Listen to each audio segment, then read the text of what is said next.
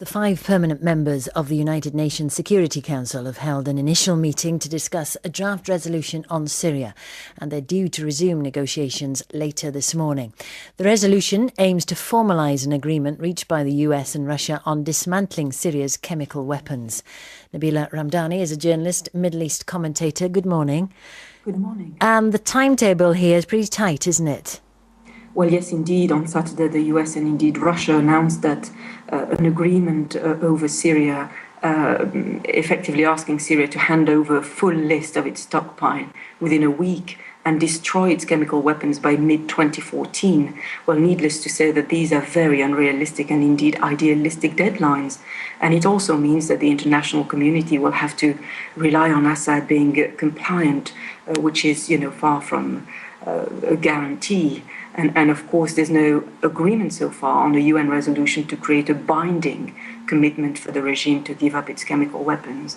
But on a practical level, the logistics of removing Syria's chemical weapons will be an impossible task. In fact, the UK Foreign Secretary William Hague qualified that by saying it will be a huge task, but he remains positive that it can be doable. I'm not as optimistic as he is, because Syria is, for a start, a country where you have the largest stock of chemical weapons in the whole of the Middle East, if not in the whole of the world. According to French intelligence, Syria has more than 1,000 tons of chemical agents, including all sorts of deadly gas like sarin, mustard, and indeed DX gas. And the logistics of removing the chemical weapons is very difficult indeed. For a start, you have a legal hurdle, meaning that Assad will have to sign the Convention on Chemical Weapons, which he pledged he will do.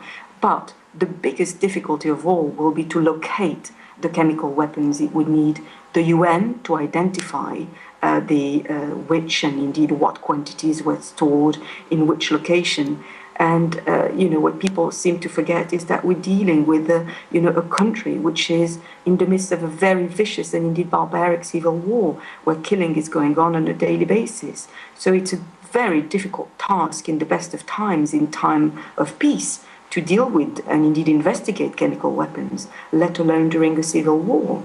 And as we have seen recently, with UN inspectors being sent on the ground to investigate the very use of chemical weapons, well, they were indeed shot at while carrying out their job. So their security will be something that will be high on the mind of members of the United Nations, that they wouldn't want to put the lives of their inspectors at risk. Yeah, and so almost impossible to do it logistically, you're suggesting. Impossible too to verify whether they're complying?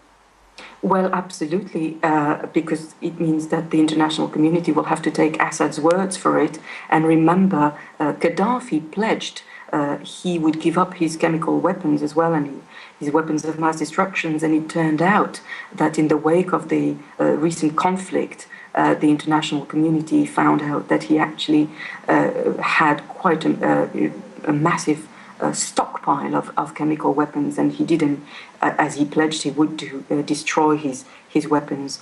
But time-wise, this is quite a challenging task. Experts in chemical weapons said that it would take a minimum of a decade to dismantle Assad's chemical weapons, and it's not very clear whether the weapons will be destroyed in Syria or either if they will be removed from the country. But the idea of chemical weapons, tons of them, moving around a tinderbox of the Middle East is quite daunting. Yeah. OK, thank you, Nabila Ramdani there.